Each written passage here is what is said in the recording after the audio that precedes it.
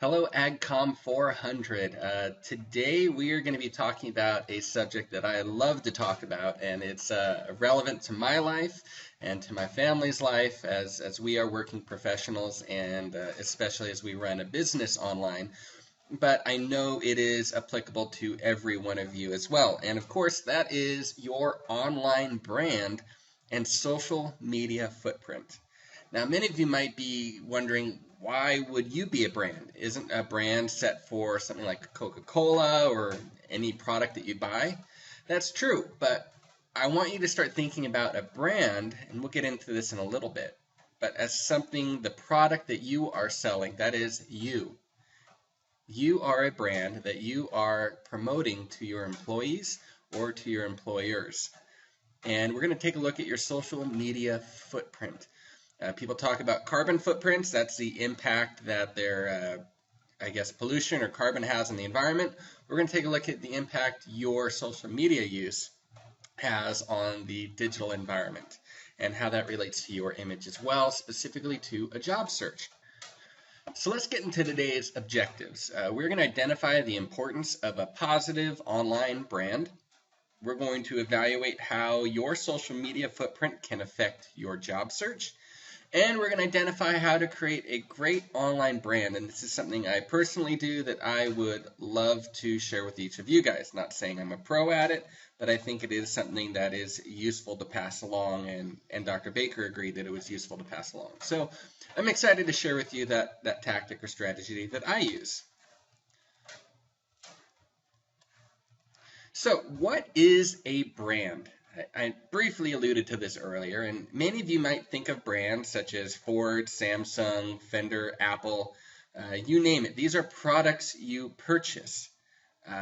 That could be a specific company, or it could also be the image that is associated with it. For example, when I think of Apple products, I think of something that's simple, that's stylish, that just works. For Samsung, I think of world-class leader in television, in visual quality. For Fender, you think Fender Strats or Fender Telecasters, Land O'Lakes Milk, Monsanto, Neutrino. All of these bring up a specific visual identity or specific symbol that customers can relate to.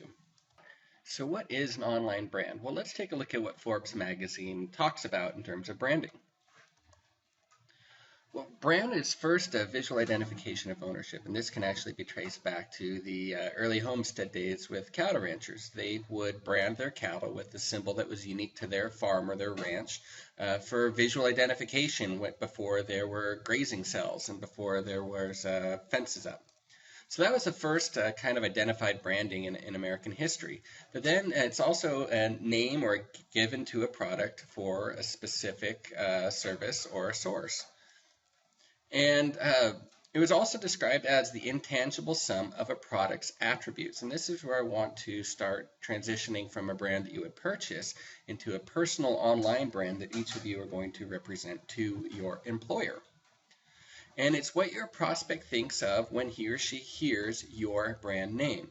So for example, think of a brand that you are personally loyal to. This could be a car company. This could be a technology company.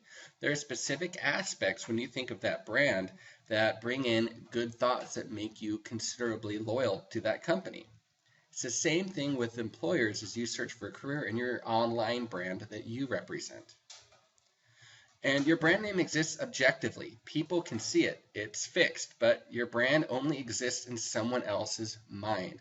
And this is an incredibly important thing to recognize as each of you go out for your job search, is that you might have one viewpoint of your online brand, but really that doesn't matter. It's the HR representative, the headhunter, or the hiring agent, and the idea that they build upon what you present that ultimately matters in terms of your job search. So as you build your online brand, specifically through social media, it is incredibly important that you keep your target audience in mind, and that is the hiring agent. You have to view the brand that you are presenting on Facebook, on LinkedIn, Twitter, and anywhere else through the lens of your potential employer. So what can we learn from Coca-Cola and brands? So there were many Coca-Cola companies in the 1880s. And Coca-Cola was a little late in getting started in the business. Honestly, I'm not sure if all of a sudden they started introducing cocaine into their drinks and that's why they soared in popularity, or if it was a common practice. But the thing to take away from this is that they were late in the game and there were plenty of products out there. They needed a way to make sure that customers could distinguish their products from others in the market. So what would make someone grab for a Coca-Cola bottle compared to some other product out there? And it was a label or a brand, or specifically that visual and mental representation of that cola that was salient in the person's mind. So let's bring this back away from Coca-Cola back into your social media digital footprint online. What is the image that is conveyed as an employer reaches out to you? Instead of reaching out and selecting a Coca-Cola bottle from amongst a ton of other cola products, they are reaching out to you through a bunch of other very eligible, very qualified job applicants. And a lot of times it is the brand that you represent that is going to be the difference maker. So, what is your brand? Take a second to think about it. Pause this video if you'd like, but consider the brand that you are representing. Now, think objectively. We all like to think of ourselves as the best of ourselves, but really start thinking, what do other people see if they were to go on your Facebook page, if they were to go on your Twitter account, or if they were just to Google your name? What is your brand that is out there? So is it what you're posting on Facebook? Is it representing your brand accurately? So for example, if you're posting pictures of you going out and partying on the weekends, even though that might be one day a week, if that is the most popular or salient topic that is on your Facebook account, that's probably what your employers are going to notice. Or if you're constantly posting about, complaining about your job, chances are your employers are going to get that impression of you. And I used to talk to my students all the time when they would say things that they shouldn't. I said, would you say that to your grandma? Well, some of them would say that's where I learned it from, but most would say no. And the same thing is what you're posting on Facebook. Would you say that in an interview? If you would not say that in an interview, you probably shouldn't be posting it online for the world to see. Now, I know there are privacy settings, and we'll get into that later. But a lot of employers now are insisting that you friend them within a certain time frame so that they can accurately scope out your Facebook account before you can modify that. So in this sense, everything you post on interviews, based on where a lot of these hiring processes are going, could definitely work against you and essentially serves as an interview. Also, there are plenty of ways to find account information through mutual friends and you name it. And I'll get into that in a little bit. So do employers really search social networks? Do they really creep on you as individual job applicants? Well, let's take a look at what the research says. So 40% of employers actually use social networks to research job candidates, and that was up from the previous year, and I'm sure it'll be up this year as well. And of those, 43% of employers who did research candidates online said that they found things that caused them not to hire a candidate, and that was up 9% from the previous year. So think about that.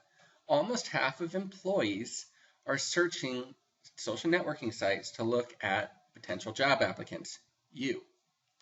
And almost half of those said that they have not hired someone that was originally a top applicant because of what they found on their social media footprint and their online brand that they represented.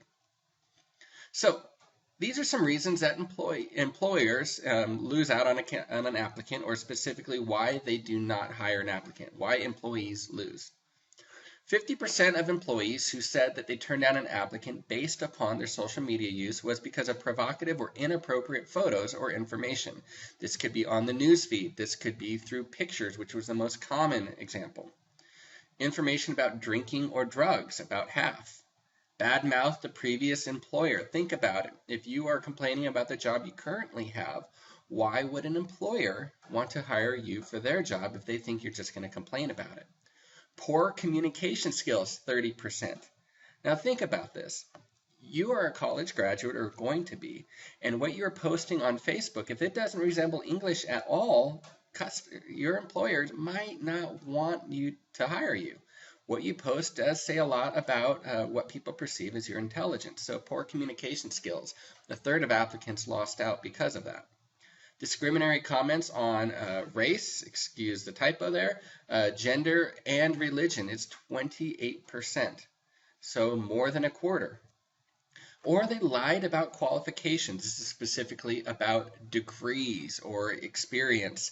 I noticed, I'm not going to name names, but one person in this class listed that they work at a store that doesn't exist in the town they listed it in. So that might be something, if you're watching this, you might want to change. And my wife is a manager of a store, and she actively uses social media to go through employers' references and go through things. And often, with how people are connected, she will find other people she has in common with this applicant and ask them to take a look. So you never know how people are going to get access to your account. She needs to do that because she needs to hire great individuals for her store. And she needs to make sure that who she is hiring and who she's investing in fits what they put on their resume. And your employers are going to be doing the same thing with you.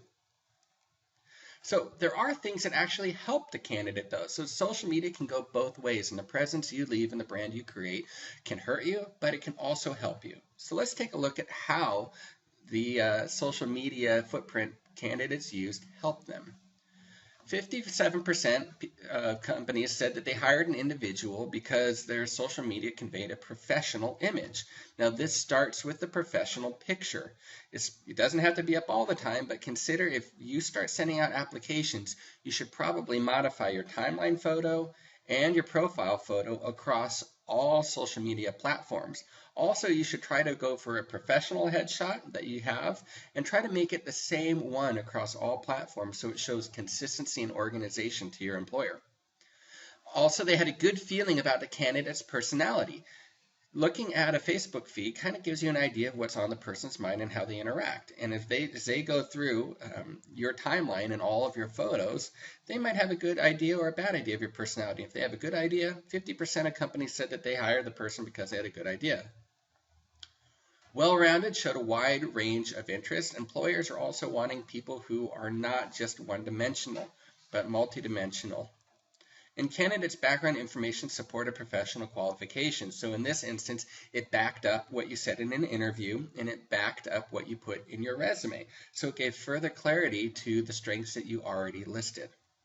And candidate was creative. They had great communication skills, so their Facebook posts were properly punctuated, spelled correctly, and were succinct and got the point across. And other people posted great references about the candidate based on who they knew through Facebook. So what are employers looking for? And this list will come from Forbes magazine, but they're looking for behavior and personality outside of the interview. They're looking for professional presentation, how the candidate would fit with the company culture, and this is big. Is what we're seeing on this person's social media presence going to be a good fit with the culture of the organization? Remember, the company is outside of your experience. You're going to be the new person here, and they don't want anyone that would damage the culture that is already existing. So they're trying to find someone that not only has the skills required to fill the position, but also mesh well and work well with the team that is currently in place and that has currently invested in the company. So here are a few simple steps to follow to make sure that your online presence is what you want it to be and to maintain it. So the first thing is search yourself on a public computer. Don't do this on your own computer. You should go to the library or somewhere else and start searching for your name. This could be through Google, and you might actually find past events that came up either positively or negatively. And believe it or not, your employers will know these. So make sure that you are prepared to defend or expand upon negative or positive instances that show up on Google. Search for Facebook as well. So I have a separate account that I am able to search for myself and make sure that what I'm posting is what I want to be seen in public.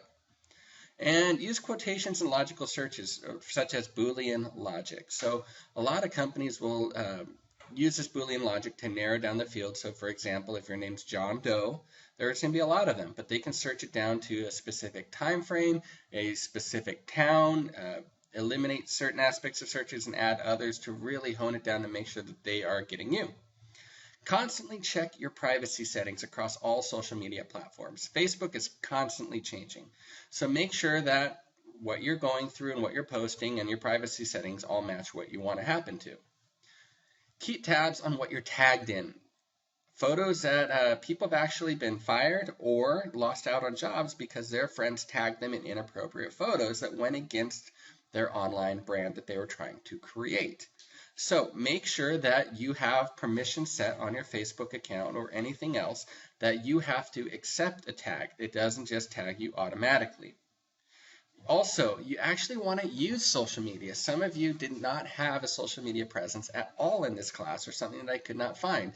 And though you might think that is a good idea, employers are actually wanting people to be well versed in social media, especially new college graduates. They view you as the experts.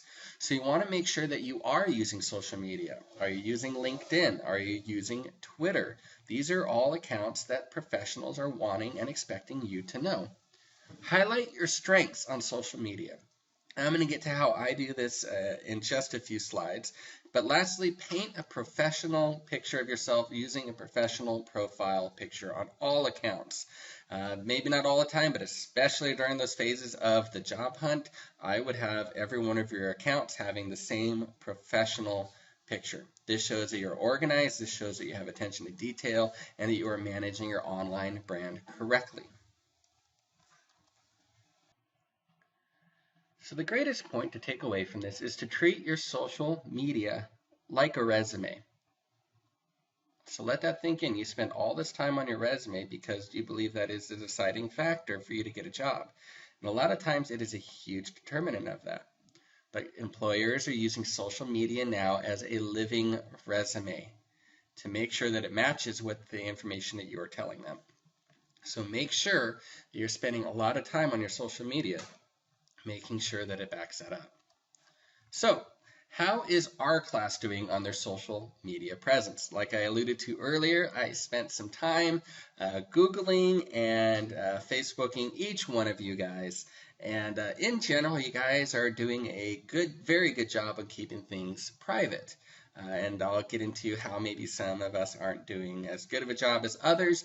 But let's take a look at some images or captions that I was able to pull from your Facebook account. Now, in class, I would normally not hide the identities of students because it's more fun that way. But because this is online and we are talking about an online identity, I did hide names and slightly blur faces on the pictures. So let's get into these. So this was taken from a note posted years ago, and I know it's fine, it wasn't a Facebook status or anything like that, but I rather play pitch that, but stupid people I play with count cards. Not the best grammatically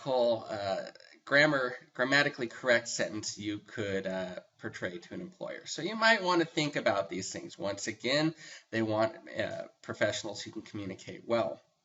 This one, I'm very glad I hid the identity from, but let's look at what this person posted that was available to the public. Actually, 2 likes and I'll post a naked pic. I'm feeling generous, LOL, and they got 1 like. You might want to remove that, whoever you are. And I know you are, so just make sure you delete that before you start sending out that resume that we work so hard on. Really, this was the most concerning-ish picture I saw, and that was a KU shirt. So I'm a little confused. I think you meant to put on a purple shirt that day, but I'm going to let that one slide. But this is probably the worst thing I've ever seen, having the Jayhawk shirt pop up on a student at K-State. And this one here, they're drinking Coca-Cola cans I saw from previous pictures, but having a big old bag of Lay's potato chips. And having cans up in the face, employers who are quickly looking through it could possibly think it is happy hour at a frat house. So once again, it doesn't matter what you think of it, it just matters what your employer thinks of it. So keep that in mind. So let's get into intentionally using Facebook. Those of you who had great privacy settings, I would say about 90% of the class, you did a great job. Everything was very, very under wraps, and you even had it so I couldn't search for your friends. That's good. However, could you be doing a better job? Is hiding bad information or private information enough? Or could you actually use your Facebook to highlight your skills like a resume? Are you maximizing your potential for this? So let's take a look at a technique that I use to try to make sure that people, when people search for my profile, that the things I want show up publicly. All right, so we have my Facebook page open, and everyone meet Carter. This is my son. And let's go through specifically how I use Facebook settings and privacy settings to my advantage. So let's just post something. Let's see, it's always nervous typing in front of a live or even recorded audience. So I am making this post to show my class that, all right, that's the issue of live Facebook. I'm making this post to show my class that can use Facebook's privacy settings to your advantage. Let's see. This way you can make, let's say, great posts searchable for employers by making them public and keeping all other posts private. Now let's double check this for spelling errors. I do that quite often.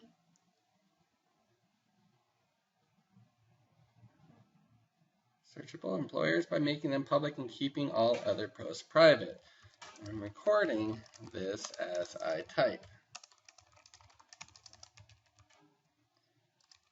All right. So I have mine set up as custom because there's some things I post. I never post anything bad. I treat Facebook as a resume. So I guess that's a big thing with me. Nothing I've ever posted on Facebook I'm embarrassed that anyone would see. But let's just go here, and I will actually make this post public. And then I will post it. And this way, this is a public post. My employers really can't tell that I do this, but what I'm doing is I'm making sure that only the posts that I want seen publicly are showing up that way. Now, am I sure this is working? No, but once again, it is just one more step in how I create my online brand. So let's go back to the PowerPoint. And let's talk about our discussion questions. These are the 3 discussion questions I want you to answer. How happy are you with your online brand now that we have considered this? What do you think about employees who research candidates online? Is that fair or is it not? Some companies are requiring applicants to friend their analysts. How do you feel about this practice? Would your attitude change if you were an employer and in the other person's shoes? So these are the 3 that I would like answered for this week's blog discussion. So thank you for visiting. I really hope this post was relevant. I am very passionate about this subject because I've known people who have lost their jobs because of social media, and I know people who haven't been hired because of social media. And it's important that we conduct ourselves in a way that we don't have to worry about it, but also that you can actually use these platforms to improve yourself. Remember, once it's out there, it's always out there. There's really no taking it back. All right, have a great day, guys, and I really look forward to your discussions. Have a great day.